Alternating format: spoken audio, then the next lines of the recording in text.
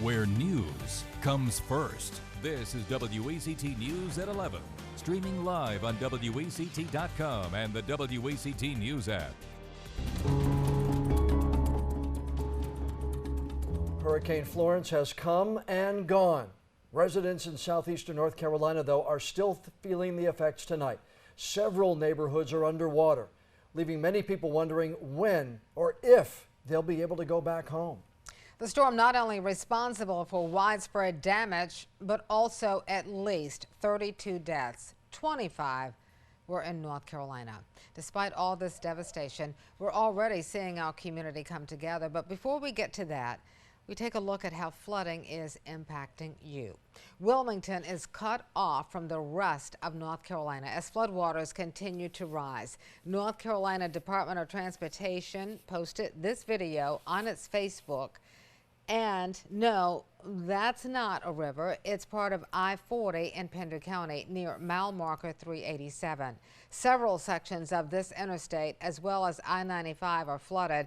DOT says it doesn't know when those interstates will reopen, but emphasizes that travel towards this area is unsafe. Now, major interstates aren't the only roads impacted by flooding. This is a look at Highway 17 in Bolivia, or what's left of it.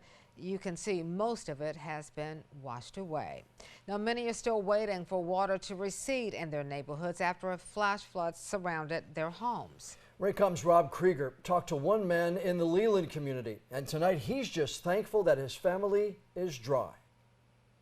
I'm in the Stony Creek Plantation subdivision in Leland, where you can see water has inundated homes near the end of the subdivision. I'm standing in someone's yard right now, but residents tell us yesterday the water was up to the second story. Swamping cars, swallowing homes, the sights at the end of Stony Creek, heartbreaking.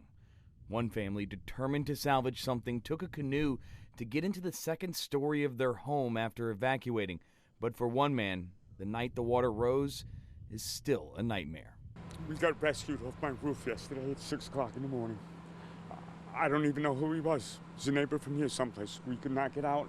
Somebody with a John boat in this neighborhood, I don't even know who he is yet, came out and risked his life at 6 o'clock in the morning in the dark to drive down there with a ladder and get us off of that roof and get us. I got 3 dogs, a cat, my daughter, and we were just trapped. Tom Meyer, his daughter, and their dogs are safe now, but his home still filled with water from Florence. Today, he had to see it, even if it meant a battle with his emotions. Driving down the road, coming into here, I just started crying, but I had to come and see what it looked like. That makes me feel so much better that when I left, you couldn't even see the windows on the house, the first floor. They were gone. I had no front door, I had no garage, nothing. As his neighbors fill their canoe with anything they can carry, he's still left wondering how all this happened. Never did I think this stuff would rise at 1 foot an hour. We went to bed, it was after 9 o'clock at night, I had no water in the house. At 3 o'clock in the morning, I woke up to hear all the furniture on the first floor flipping over as it started floating all over the place. Meyer was just weeks away from listing his home. After renovations and repairs, now the prospect of picking up the pieces just seems hopeless. I'm broke. I'm broken in the street, man. So, I don't know. I really just don't know. But Meyer is a man of faith, and as slim as the light may shine at the end of Stony Creek, he's got hope that God's hand will find a way. There's hope. There's hope. The water's going down, man. 3 feet is a start. I don't know when I'm going to be able to get back in here. Hopefully everything on the second floor is still all right. Clearly a trying time for so many here as they try and figure out the next steps. Their first hope, that this water goes away sometime soon. In Leland, for WECT, I'm Rob Krieger.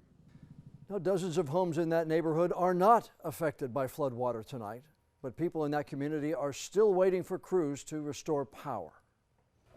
Many roads still impassable tonight. If you're trying to get through western Pender County on Highway 210 near Moores Creek Battlefield, you can forget that. Drivers smartly abandoned cars to seek safety in this rapidly rising water. Residents living on the other side of this stream tell us they have never seen anything like this flooding. A 6-foot deep waterfall has developed in the center of the roadway, making it impossible to travel.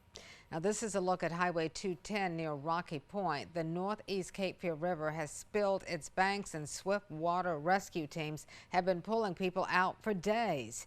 Meteorologist Colin Hackman has the story. Meteorologist Colin Hackman here standing on Highway 210 in Pender County, usually used for cars moving back and forth between Rocky Point and Hampstead, but now the cars are just moving with the current, and that's because there's so much water here on Highway 210 that's encroaching into houses. The best way now to move around is by boat. Highway 210, a raging rapid near the Moores Creek battlefield. Vehicles abandoned, roads washed out. Swiftwater rescue teams from as far away as Indiana chip in to help more than 70 people escape the flooding waters of the Northeast Cape Fear. I did out there before, but it wasn't quite like this. Alongside them, regular residents who lost their own property chip in to help others. Their mission, to get as many people out as they can. Completely satisfying. It's a breath of fresh air because you know that there's less souls that are out there that are in danger, that are in peril.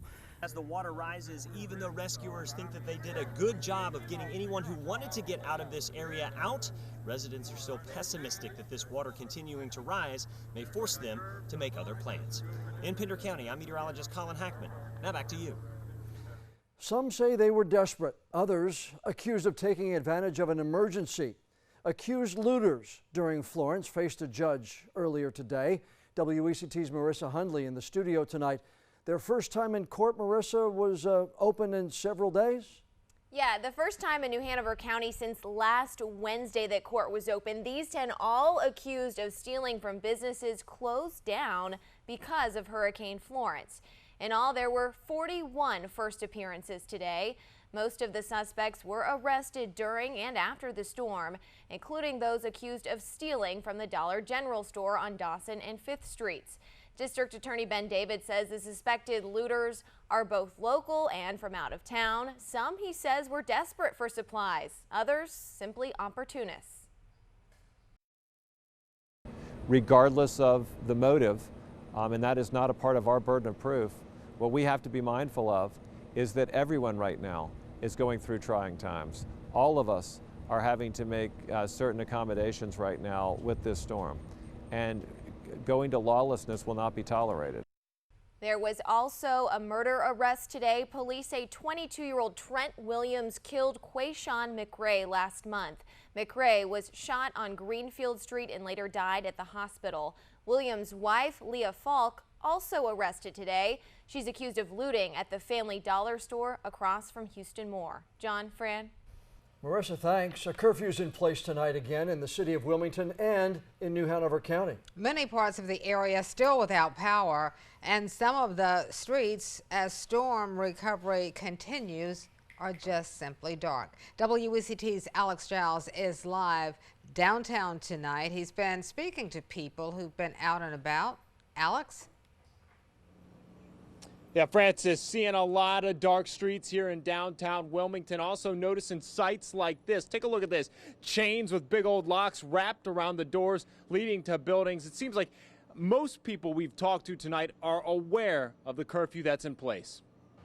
As the sun set Monday night, Wilmington would soon become draped in darkness. The lack of power in certain parts of downtown making it difficult to see just a few feet in front of you. Right now we're heading home. Just we want to go look, see where the power was on downtown, and then heading home now. From 3rd Street down to the Riverwalk, many buildings are still without power. Some people are cutting it close come curfew time. Yep, we're heading home when he stopped us. While the streets were largely empty, we did spot some cars and people milling around after dark.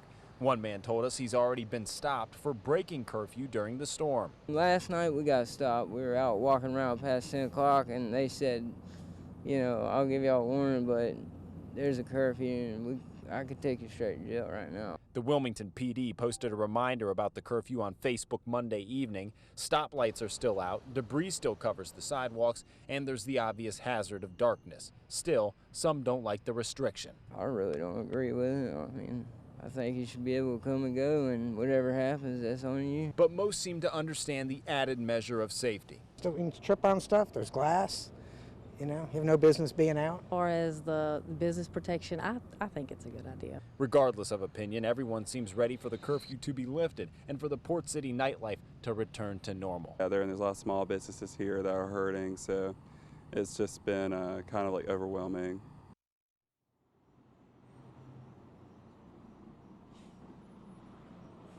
We've seen police pass by us at this section of downtown Wilmington periodically. That curfew will be in place until 6 a.m. Reporting in downtown Wilmington, Alex Giles, back to you in the studio. FEMA is here. We'll tell you where they will have units set up.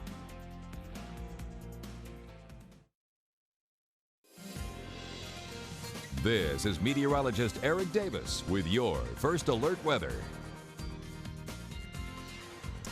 Boy, I can still continue to stare at the sheet that the National Weather Service provided us in terms of rainfall totals, and it is really mind-numbing. That's just about the only word I can come up with at this point. Staggering amounts of rainfall widespread over southeastern North Carolina during Hurricane Florence, so it's no wonder just about all the area rivers are having moderate to major flooding at this point, and probably will continue to have that for at least probably a couple more weeks in some cases. Look at this, Elizabethtown 35.93 inches by 7/100ths of an inch, missing 3 feet of rain. Unbelievable amounts of rain in portions of Bladen County. Not far behind Hampstead, 29.52 inches. Wilmington, 23.02. Just for perspective, those of you that were here during Hurricane Floyd, we saw a little bit over 19 inches of rain with Hurricane Floyd, so we blew past that by over 4 inches and 21.92 inches in Supply. Just unbelievable rainfall totals. Thankfully, that is all behind us at this point. Now, we still can't rule out the possibility of a scattered shower or thunderstorm, but we're transitioning back to a more normal pattern at this point as the influence of Florence is pretty much gone at this point. In fact, it's a post-tropical system at this point. 70-60 overnight low, south winds at 5 to 10 miles per hour. And then for tomorrow, not a washout, but at some point in the day, don't be surprised if some scattered thunderstorms make their way across the area. And with this tropical air mass, some of those downpours could be quite heavy when it actually does rain. 87 for your high, south winds at 10 miles per hour. Hopefully, once we get past tomorrow, though, much drier weather in the forecast. And boy, these river levels just continue to be amazing. Look at the surge now on the northeast Cape Fear River in Burgaw. Just a couple of days ago, this is running at 2 feet, now 24.1 feet. We have now blown past the Matthew and Floyd records. 22.5 feet was the previous record. It may rise a little bit more, and the crest will probably happen within the next couple of days. So major impacts right now, major impacts in the foreseeable future. Another river that continues to rise as well, the Waccamaw River. Still have not seen this river abate at all. Still rising at this hour, 19.4 feet. Major flooding will continue along the Waccamaw River as well as the Black River. So already we've got major impacts, and we will continue to see major impacts there moving forward. And finally, up in Elizabethtown, we've got the latest river stage, 37.8 feet. 38 feet is the forecast, and may stay just a little bit below flood stage. So we're going to say moderate impacts there right now, and then moderate to high impacts as the storm gets close to flood stage, but hopefully stays just below. But again, all kinds of problems on area rivers.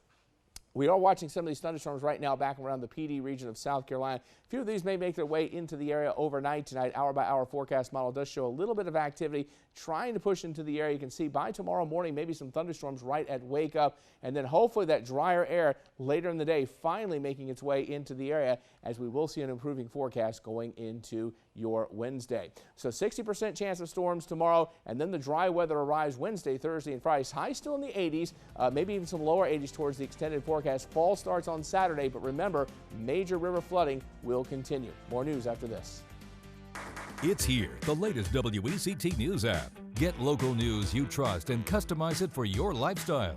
Get WECT News on the go with the WECT News app. Search WECT in your app store and download it now. It's free.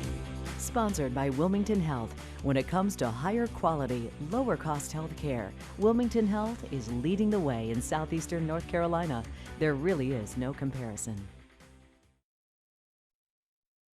There is total destruction tonight in Boiling Spring Lakes. The lakes are gone, and so are most of the roads. Residents essentially shut off from the rest of the world despite for aid and information.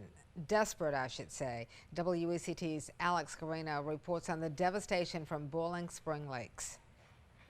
Boiling Spring Lakes just completely destroyed today. Residents here don't have access to cell service, water, electricity, or food. They are in dire need. At this point, anything that we can get, because we're devastated down here. It's pretty sad. And any help that people want to come and help, we're not going to turn anybody away at this point. Sorry.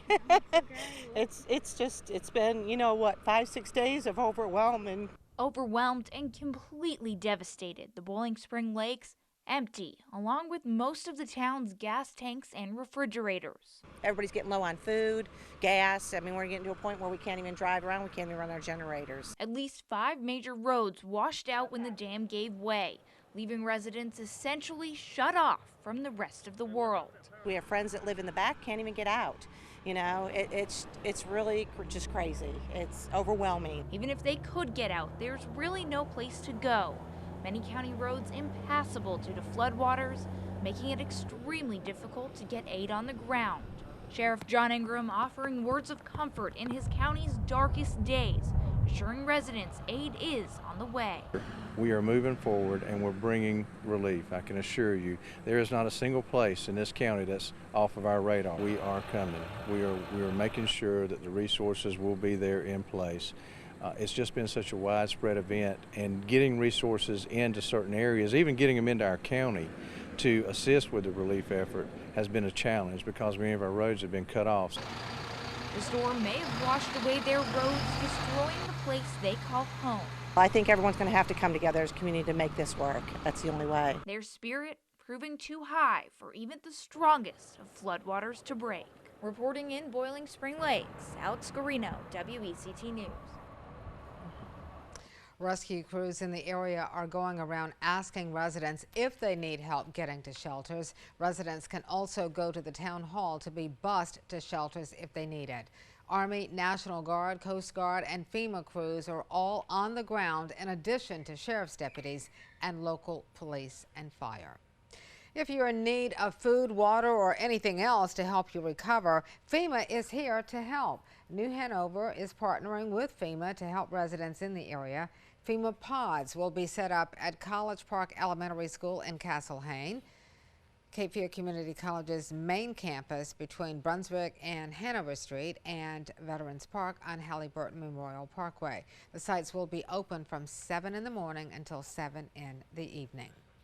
Tragedy can bring out the best in people, and that is the case right here in Wilmington. WECT's John Smith stopped by a local church where members are trying to make a difference. Thanks a lot. During Hurricane Florence, Pine Valley United Methodist Church lost their power, much like most of Wilmington. Just got it back late Sunday, and after they did, they wanted to give back.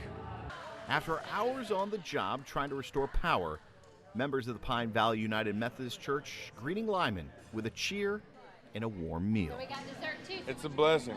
We don't always get the warm, hot meals that we want. Sometimes it's just quick sandwiches and stuff.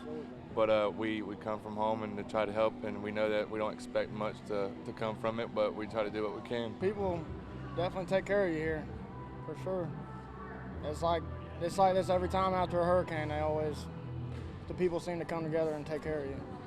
The church putting this together in just a few hours with what goods they could come up with. We really believe it was multiplied like the loaves and fishes in the Bible, and these great volunteers put it together. Both out of school because of Hurricane Florence, friends Katie Harrell and Trinity Reeves wanted to give back. And it just makes you feel good inside, and it makes you know you're doing something good for the people who don't have access to it right now. The congregation here at Pine Valley United Methodist Church also doing other things in the community. Also this afternoon, handing out meals to senior citizens who are not able to get out. Reporting in Wilmington, John Smith, WECT. The National Guard and the U.S. Army airdropped in water and food tonight into the Riegelwood for surrounding communities. Now, anyone in those areas, you can pick up some of those supplies at the ADR Fire Station 1. That is on 100 John L. Riegel Road. The station will be open until midnight tonight, and you can pick up those supplies, or it'll be open again tomorrow morning at 9 a.m. Chief Steve Camlin says leaders there are hoping to open a gas station by tomorrow afternoon for those in need. He says they have requested ice, but the state doesn't have any available to send.